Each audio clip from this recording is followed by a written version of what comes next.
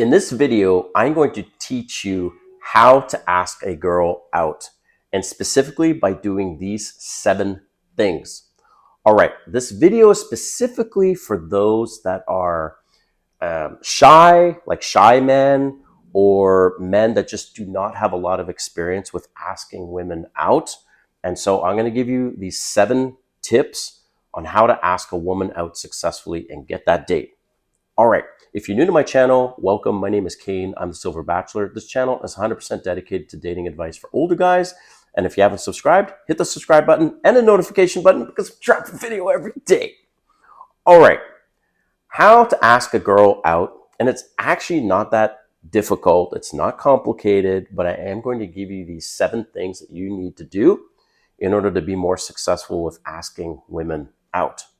Okay, so let's just set the stage here. The stage is you've matched on a dating app or you've connected organically somehow. So you've met her at a party, restaurant, bar, you got her phone number or her Instagram, or you've matched on a dating app. Okay, so now how do you take it from there to an actual date? Okay, so here are the 7 things. And if you stick to the end, I got a bonus one for you that works for me every single time. Okay, so that's the 8th one, but got to stick to the end for that one. Okay, so starting off with number 1 is I like to, after a few questions back and forth online, texting or Instagram, you say, so what are your plans next weekend? Right? Basically, you want to gauge her response. If she says, well, I don't really have anything specific, or I've got a birthday party, I'm going on Saturday, or I'm going out of town next weekend. Okay, so you want to find out like what her availability looks like first. So that's the number 1 thing I ask. Say, so hey, what are your plans next weekend, or any big plans next weekend? All right. So number 2, I then say, if she says, no, the only thing I have going on is Saturday night. Okay, so now you know she's potentially free Friday night or Friday and Sunday, right? So then I say, okay, so by the way, where in the city are you located? That is critical because if she lives an hour away, you need to make that a factor, all right? It's just a consideration thing where if she's going to travel an hour to come and see you, that's not ideal, right? Because that also means she's not going to drink much, which, not that she doesn't necessarily have to drink, but it helps break the ice and it helps relax people when they're obviously having some drinks. But also she's going to factor in what time she has to leave in order to get home, traffic, it's late at night, all these things. So if she lives an hour away, as in this example, or maybe it's 2 hours, right? So I live in Atlanta, Georgia, and a lot of people live within 2 hours from the downtown, which is pretty crazy. So if she lives really far, I like to meet halfway. So I will say, hey, why don't we meet halfway? It just, again, it shows courtesy. I have had women travel an hour to come and see me. But it's important to know, that's number 2, is where in the city does she live? Okay. So then number 3 is you next want to ask her point blank and say, well, hey, look, I want to take you out on a cute date. I say cute. Women love that word. So I say, I want to take you out on a cute date. Now her imagination is running wild. She's like, well, what is cute to him? What does that mean, right? So and then I say, would you be interested, or would you like that? Because even though you've connected, you still don't know, is she just interested in you as a friend? Does she have a boyfriend? All these things. So I come straight out and I say, look, I'd like to take you out on a cute date. Would you like that? She's either going to respond, say, hey, look, you seem really nice, but I have a boyfriend, or blah, blah, blah. Or she'll say, yes, I would really like that. That's the answer you're looking for. So if she says yes, right, let's assume that. Okay, so now moving on to number 4, and I will say, fantastic. Excuse me. Do you have, this is critical, guys.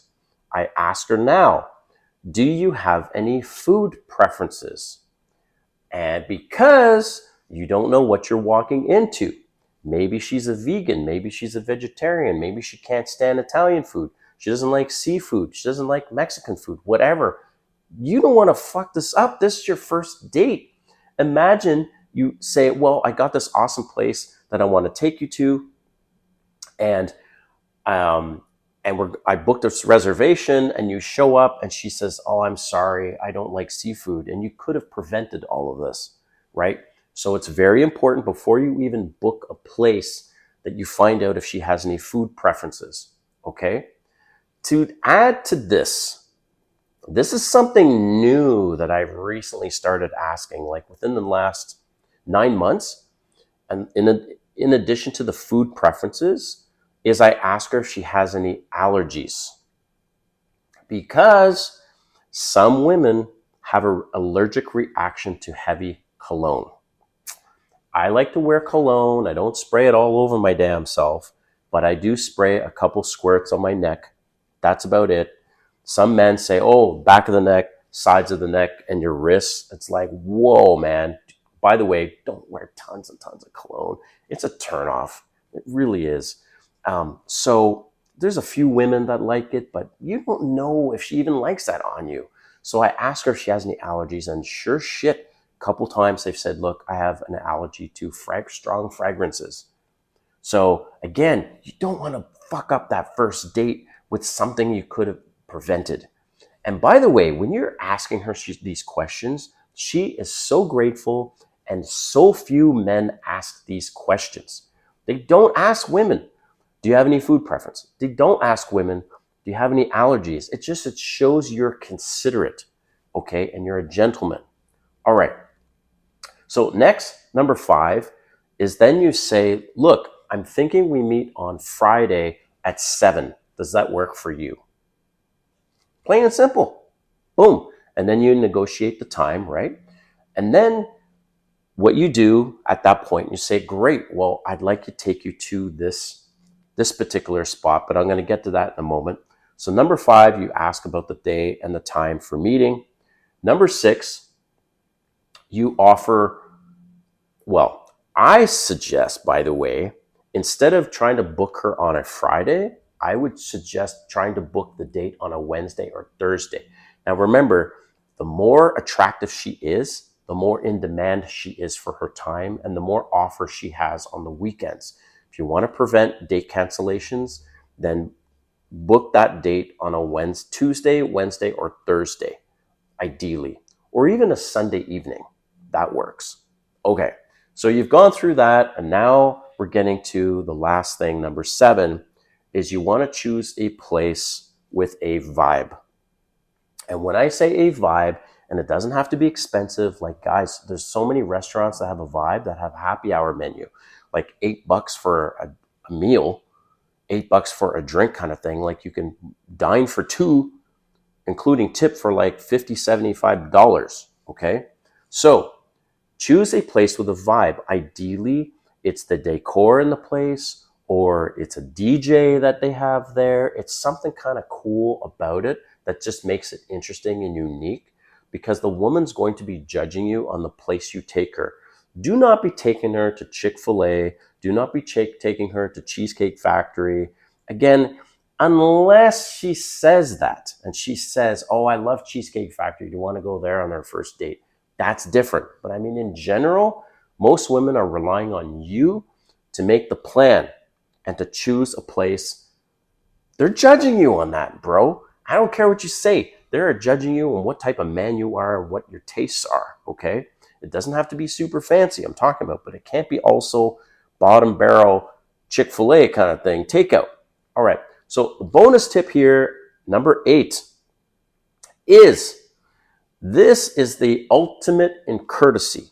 When you ask her this and you say, would you like me to get your Uber? So few men offer that. And again, it's a differentiator. She's like, holy shit, this guy is not only courteous, he's asking me about my food preferences, if I have any allergies. This guy is 100% class. Now, if she lives an hour away, maybe I wouldn't offer her the Uber because that's going to be like $80 per way. But I would at least meet her halfway or something. But let's assume she doesn't live an hour away. She lives like 20 minutes, 30 minutes away, and you offer her Uber. Couple benefits is one, it positions you in a much different light than all the other guys because no guy offers that, right? And two, it gives her the flexibility to now have more drinks if she wants because she's thinking, I want to be responsible. Most women are lightweights. They can't have more than a few drinks anyways, otherwise they're all tipsy. So that's a factor. So let me know in the comments what you think. If there's anything else you think could have been added to this list, because I do want to hear from you. And I really appreciate your time and watching, and we'll see you next time.